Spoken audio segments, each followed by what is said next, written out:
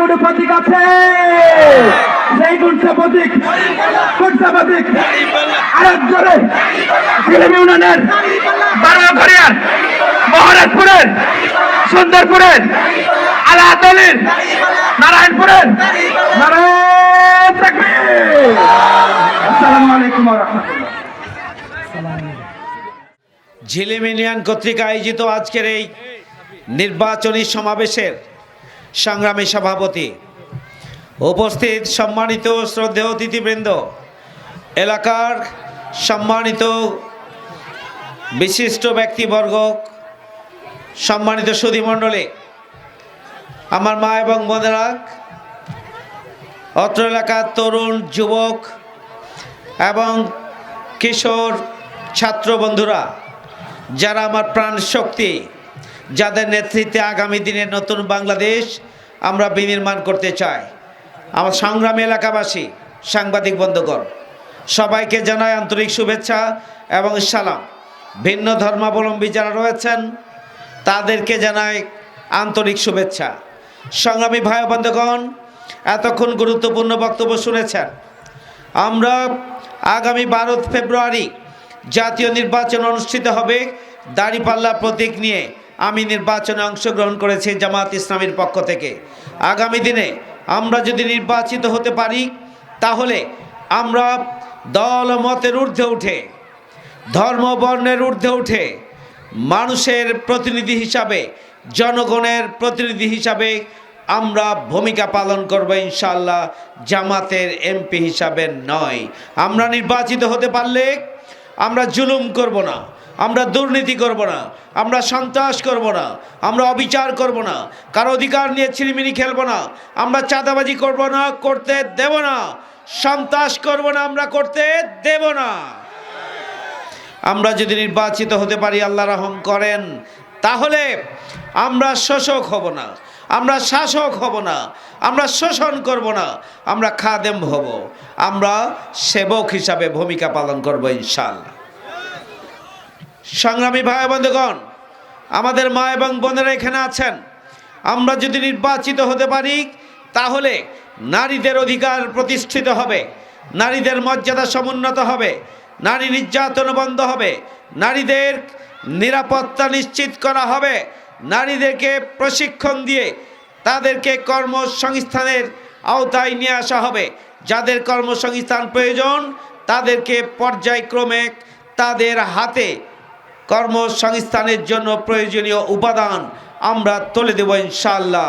আমাদের মা এবং বোনেরা স্বাধীনভাবে নিরাপত্তার সাথে পরিবার, সমাজ এবং এলাকায় তারা ভূমিকা পালন করতে পারবে ইনশাআল্লাহ।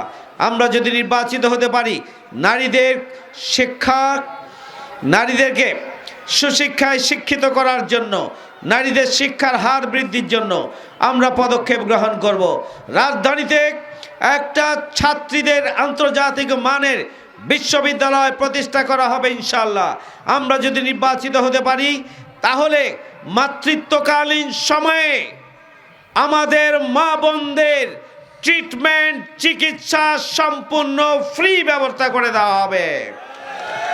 আর শুধু তাই নয়, আমাদের মেয়েরা, আমাদের বোনেরা যারা লেখাপড়া করবেন, মাস্টার্স পর্যন্ত সম্পূর্ণ অবৈতনিক শিক্ষা তারা লাভ করার সুযোগ পাবে।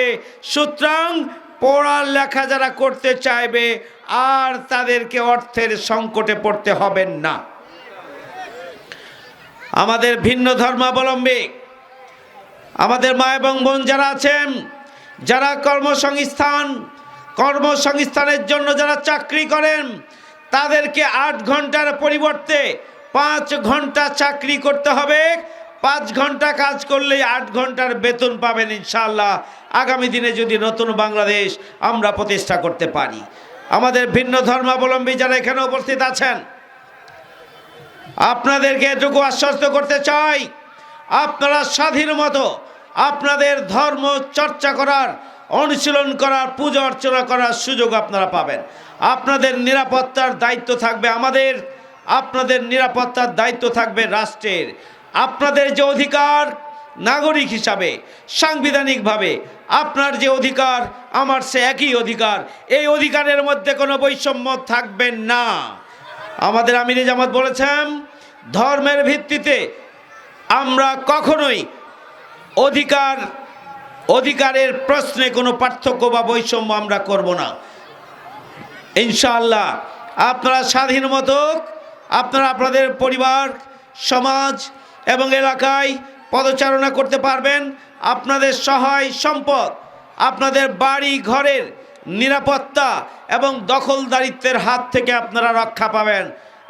আমরা জানি আপনাদের সাথে যখন আলাদাভাবে কথা বলেছি, আমরা জানি আপনাদের রাস্তা বন্ধ করে দেওয়া হয়েছে, রাস্তা নাই, আপনাদের অনেকে শ্মশান নাই, আপনাদের খ্রিস্টান পল্লী আছে, মৃত্যুর পরে কেউ মারা গেলে তাদেরকে কোথায় দাফন করবেন সেই ব্যবস্থা পর্যন্ত নাই। আবার একটা দল তাদের প্রতীকের পক্ষে ভোট দেওয়ার জন্য তাদের চোখ রাঙায়, তাদের ভয় দেখায়, রাতের বেলায় হুমকি দেয়, ভোটটা কিন্তু অমুক জায়গায় দিতে হবে, না হলে ভোটের পরে কিন্তু ভালো থাকতে পারবা না। আমরা ধিক্কার জানাই ভিন্ন ধর্মাবলম্বীদের। আমাদের আমানত তাদের অধিকার রক্ষা, তাদের নিরাপত্তা এবং তাদের সহায় সম্পদের নিরাপত্তা, তাদের নিরাপদ জীবনের দায়িত্ব হচ্ছে আমাদের।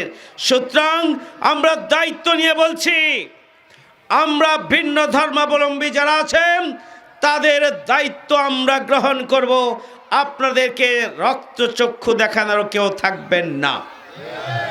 সুতরাং নিশ্চিন্তে নির্দ্বিধায় আগামী দিনে দাঁড়িপাল্লা প্রতীকের পক্ষে আপনারা ভোট দেবেন।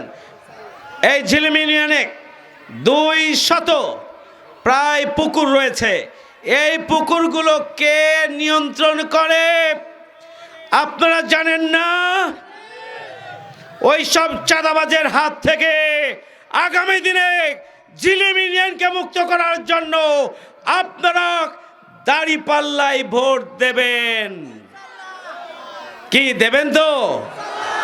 প্রিয় ভাইরা আমার, ওই খাস পুকুরগুলো দখল করে এখানে চাঁদাবাজি করেন, নিয়ন্ত্রণে নেন এবং এগুলো থেকে ইনকাম করেন, মাছ চাষ করেন, ব্যবসা করেন।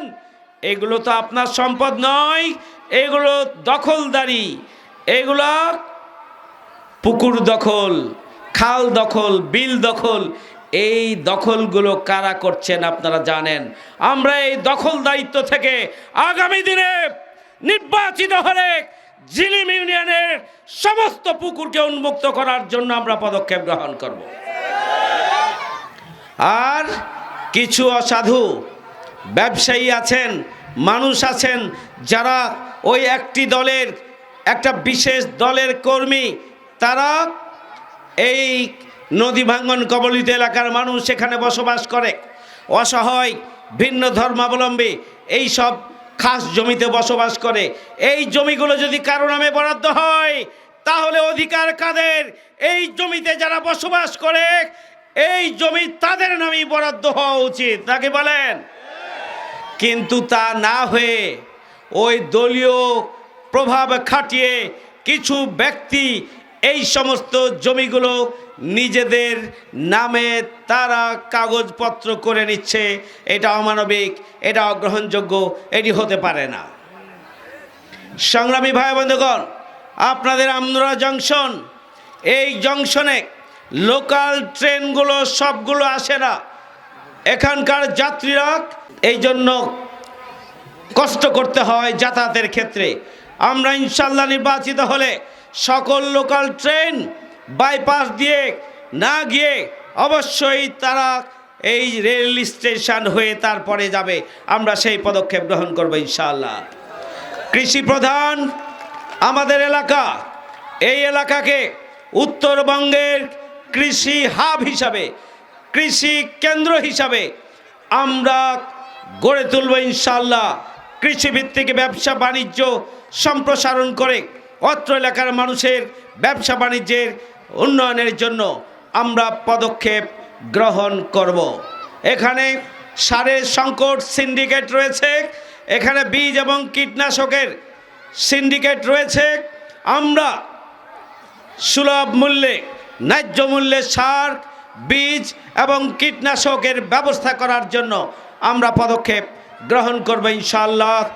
পানি ব্যবস্থাপনা, সেচ ব্যবস্থাপনাকে আমরা আরও কার্যকর করার জন্য, আধুনিকায়ন করার জন্য আমরা বিশেষ পদক্ষেপ গ্রহণ করব ইনশাআল্লাহ।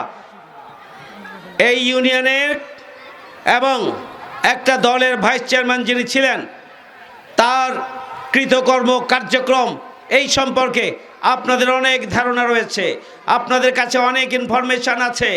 জনগণের অধিকার নিয়ে কিভাবে ছিনিমিনি খেলেছেন আপনারা জানেন, আমি জানি।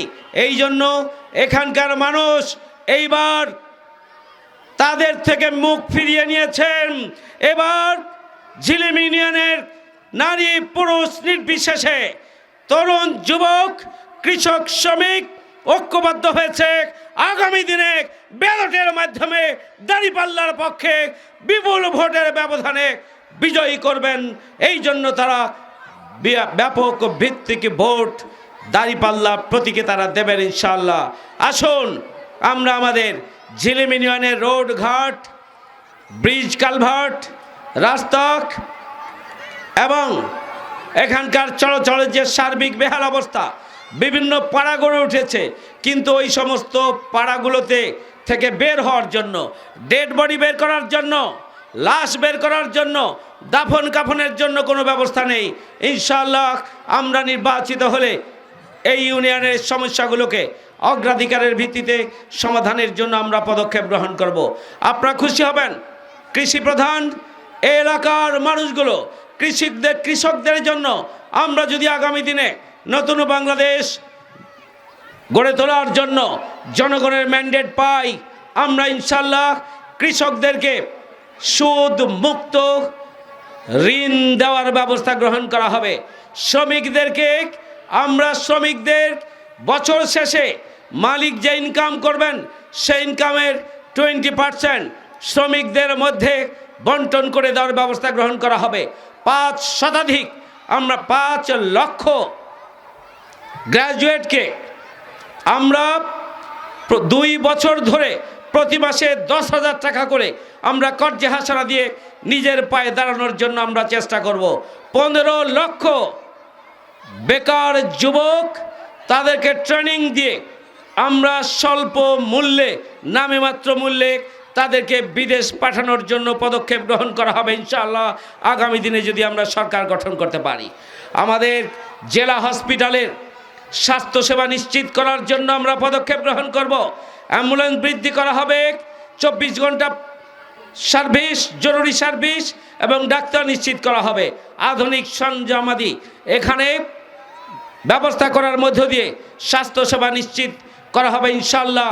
250 বেডের হসপিটাল, 700 জন মাটিতে ফ্লোরে শুয়ে থাকে, আর 100 বেডের মাত্র সুযোগ সুবিধা। যারা 4 বার 5 বার বলে এমপি হয়েছেন, তারা হসপিটাল প্রতিষ্ঠার পর থেকে এখন পর্যন্ত কেন মাত্র 250 বেডের হসপিটালের মধ্যে 100 বেডের জন্য খাবার কেন, 100 বেডের সমান ডাক্তার কেন, 100 বেডের সমান স্টাফ কেন, আমরা তা জানতে চাই। চাঁপাইনবাবগঞ্জে মেডিকেল কলেজ নাই কেন? চাঁপাইনবাবগঞ্জে বিজ্ঞান ও তথ্য প্রযুক্তি বিশ্ববিদ্যালয় নাই কেন? চাঁপাইনবাবগঞ্জে আমের রাজধানী, চাঁপাইনবাবগঞ্জে ম্যাঙ্গো ইন্ডাস্ট্রি, আম শিল্প গড়ে ওঠে নাই কেন? চাঁপাইনবাবগঞ্জ কৃষিভিত্তিক, সেখানে কেন কৃষিভিত্তিক ইপিজেড গড়ে ওঠে নাই? এই সমস্ত কোনো প্রশ্নের উত্তর তাদের দেওয়ার কোনো শক্তি নাই। আমরা আগামী দিনে নির্বাচিত হলে আমাদের চাঁপাইনবাবগঞ্জকে আমরা দুর্নীতি দুঃশাসন মুক্ত, বসবাসযোগ্য, মানবিক একটা নিরাপদ অঞ্চল হিসাবে, চাঁপাইনবাবগঞ্জ হিসাবে আমরা গড়ে তোলার জন্য পদক্ষেপ গ্রহণ করব। আসুন দলমত নির্বিশেষে, নারী পুরুষ, কিশোর যুবক তরুণ নির্বিশেষে চাঁপাইনবাবগঞ্জের সামগ্রিক উন্নয়নের জন্য কার হাতে আগামী দিনে আপনারা চাঁপাইনবাবগঞ্জ সদর 3 আসনের দায়িত্ব দিলে এই এলাকাটি দুর্নীতিমুক্ত হবে, সন্ত্রাস মুক্ত হবে, চাঁদাবাজ মুক্ত হবে, দখলদার মুক্ত হবে, বসবাসযোগ্য এবং নিরাপদ হবে, সেই সিদ্ধান্ত আপনাদেরকে গ্রহণ করতে হবে। আমি আশা করি ঝিলিম ইউনিয়নের মানুষ অনেক অভিজ্ঞ। ঝিলিম ইউনিয়নের মানুষ নির্যাতিত নিপীড়িত। ঝিলিম ইউনিয়নের সর্বস্তরের ভাই এবং বোন অনেক বেশি সচেতন।